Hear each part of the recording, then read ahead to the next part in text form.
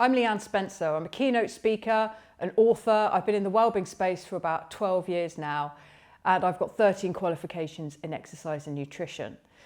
Now, I think there are three challenges facing HR teams in organisations at the moment. The first one is managing multi-generational teams and the stress resilience of those teams in particular. And I think there's an interesting situation going on at the moment where millennials and particularly Gen Z are being told things like it's okay to bring your full self to work, put yourself first, set boundaries, protect your well-being.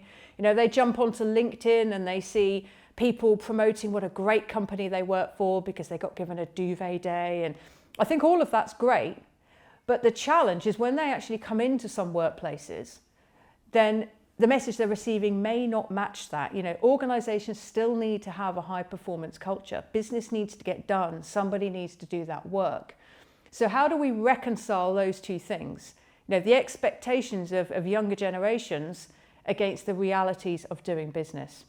And I think the main thing that comes from that is stress resilience. How can we boost the stress resilience of teams, particularly multi-generational teams? And that's a big thing that our content aims to hit, boosting that stress resilience, improving that communication and collaboration across organisations.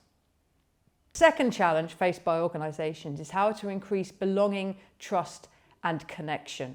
And I think this is a particular focus now because over the last 3 years, we've had hybrid and remote working become a permanent feature for some companies. But we've also had AI surge into our lives. I know it's been around for years, but we've really seen sort of AI increase in terms of our workflow and our daily lives, professionally and personally.